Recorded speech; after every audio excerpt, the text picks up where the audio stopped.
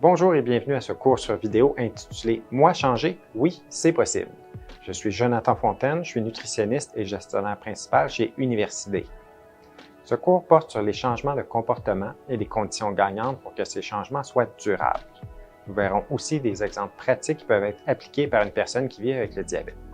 Dans ce cours-ci, nous utiliserons la définition suivante du changement, c'est-à-dire une modification permanente d'un comportement ou d'une habitude. Pour prendre un exemple simple, une personne pouvait auparavant manger uniquement du pain blanc. Maintenant, cette même personne choisit habituellement le pain de grain entier. Ceci ne signifie pas que la personne ne mangera jamais de pain blanc, mais que son nouveau choix, par défaut, est de privilégier le pain à grain entier. Pourquoi est-ce si difficile de changer? Changer demande de passer d'une situation qui est connue pour aller vers une situation qui est inconnue, ce qui peut causer du stress. Le stress, c'est ce que vous ressentez lorsque vous pensez ne pas pouvoir faire face efficacement à une situation qui peut devenir menaçante pour vous. Le stress est provoqué par un événement perçu par l'individu comme dépassant ses capacités et menaçant son bien-être. Ceci suppose deux conditions. Premièrement, l'importance que l'individu accorde à l'événement et deuxièmement, un déséquilibre perçu entre les exigences de l'événement et les capacités personnelles. Les croyances limitatives ou fausses croyances sont souvent la source d'émotions négatives intenses. Une croyance limitative vient nuire à notre démarche de changement de comportement. Prendre conscience de ces croyances peut aider à déterminer si ces croyances sont utiles ou limitatives. Une croyance utile vient nous aider dans notre démarche de changement de comportement, alors qu'une croyance limitative diminue nos chances de réussite. Les croyances limitatives sont un facteur important de résistance au changement. Les autres facteurs de résistance peuvent être la fatigue, le stress, l'anxiété, la dépression et la colère. La peur de l'échec, du jugement ou du rejet, le manque de confiance en soi ou le manque de ressources et de support sont d'autres facteurs de résistance au changement. La motivation joue un rôle important dans la démarche de changement de comportement. Depuis plusieurs années, la philosophie de traitement est de donner tous les outils à la personne qui vit avec une maladie chronique pour qu'elle puisse prendre le contrôle sur sa maladie. La motivation peut être intrinsèque ou extrinsèque. La motivation intrinsèque est induite par l'intérêt, l'appréciation ou la satisfaction tirée du changement de comportement lui-même. Si on pratique la course à pied parce qu'on apprécie cette activité, on est en présence de motivation intrinsèque. Au contraire, on est en présence de motivation extrinsèque quand la modification ou le changement du comportement est un outil pour nous amener vers un autre but. Par exemple, si on pratique la course à pied dans l'espoir de perdre du poids, on est en présence de motivation extrinsèque. La motivation extrinsèque se divise en 4 sous-types. La régulation externe, soit un changement qui est fait pour éviter une punition ou dans le but d'obtenir une récompense. L'exemple de régulation externe souvent donné est celui de la personne qui évite de manger des sucreries pour ne pas se faire chicaner par son ou sa diététiste. Je vous rassure tout de suite, les diététistes ne chicanent pas leurs clients ou leurs patients. Le deuxième type de motivation extrinsèque est la régulation introjectée. Ici, la personne fait un changement de comportement parce qu'elle croit que c'est la bonne chose à faire ou pour éviter la honte associée à l'échec perçu. Le fait de faire de l'activité physique parce qu'on pense que c'est la bonne chose à faire ou pour éviter la honte associée au fait d'avoir manqué un entraînement est un exemple de motivation introjectée. On parle ensuite de la régulation identifiée lorsque le changement est appliqué parce que la personne croit que le changement mène à l'atteinte de buts importants. Une personne qui cesse de fumer pour vieillir en santé pour pouvoir jouer avec ses petits-enfants plus tard est un exemple de régulation identifiée. Ensuite, la régulation intégrée est présente lorsque les changements de comportement sont en accord avec les autres valeurs de l'individu. Adopter une alimentation saine parce que c'est en accord avec des habitudes qui contribuent à sa santé est un exemple de motivation par régulation intégrée. Enfin, certains auteurs utilisent le terme amotivation pour parler de l'absence de motivation. La motivation, la régulation externe et la régulation introjectée sont regroupées sous le terme de régulation contrôlée. La régulation identifiée, la régulation intégrée et la motivation intrinsèque sont regroupées sous le terme de régulation autonome.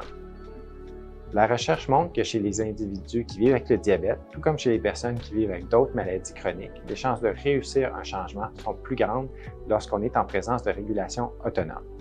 Pour simplifier encore davantage, on a plus de chances de réussir un changement quand la motivation vient de soi-même que lorsqu'elle vient de l'extérieur. Voici une façon de mettre les chances de son côté pour réussir un changement. D'abord, identifiez un seul changement à appliquer. Pas 2 ni 3 changements, mais un seul. Les chances de réussite sont plus grandes si on peut concentrer toute son énergie sur un seul changement à la fois. Il faut aussi sélectionner un changement qui a de l'importance pour vous. Pas pour votre médecin, pas pour votre partenaire, ni vos enfants. Comme on l'a vu juste avant, les chances de réussite sont plus grandes lorsque la motivation vient de vous et se rapproche le plus possible de la motivation intrinsèque. Il est important de commencer par un changement qui soit relativement facile. Une fois ce changement identifié, on le traduit sous forme d'objectif. On recommande de choisir un objectif pour lequel son niveau de confiance sur une échelle de 0 à 10 est de 7 sur 10 ou plus. On suggère aussi de mettre par écrit son objectif. Ceci augmente son niveau d'engagement et favorise la motivation à long terme. Ensuite, on doit planifier le changement. On choisit la date à partir de laquelle on va appliquer le changement. On doit déjà réfléchir aux obstacles qui pourraient survenir et à certaines solutions. Maintenant, voyons encore d'autres moyens de favoriser un changement durable. Tenir un journal permet de voir sa progression par rapport à la réalisation de son objectif. Il est utile d'y inclure des détails concernant les difficultés qui ont été vécues ainsi que ses émotions. Une personne qui vit avec le diabète pourrait aussi inclure dans ce même journal des détails sur les changements de médication, sur son alimentation et sur sa glycémie.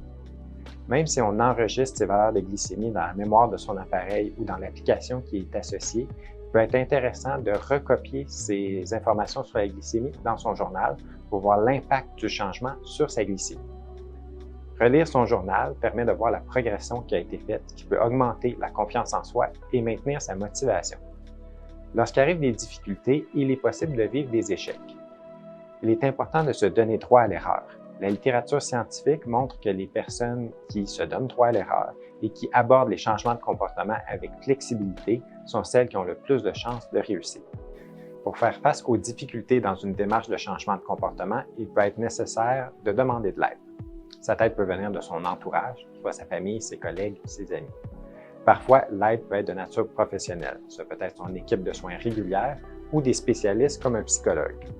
Un dernier moyen de favoriser les changements de comportement est de se récompenser. Associer l'atteinte d'un objectif par une récompense plaisante est un procédé reconnu pour favoriser la répétition du comportement et stimuler la motivation à le conserver. Changer demande de l'énergie et je ne vous ferai pas croire qu'il n'existe aucun obstacle dans une démarche de changement de comportement. Les obstacles peuvent être physiques.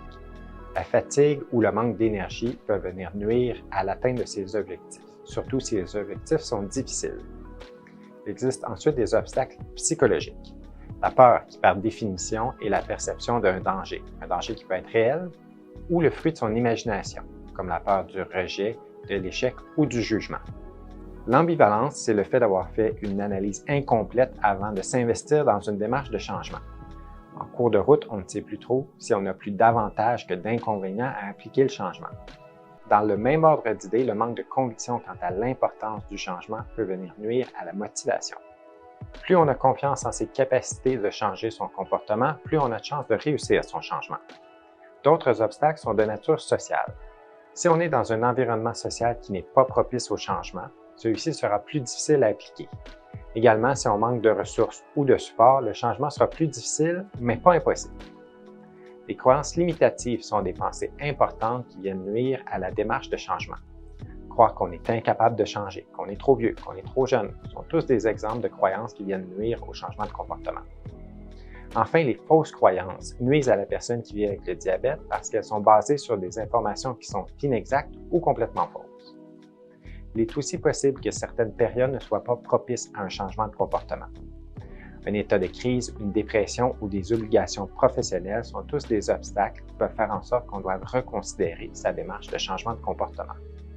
Au début d'une démarche de changement, on doit se fixer un objectif. La technique que je propose pour élaborer un objectif est la méthode des 3 P.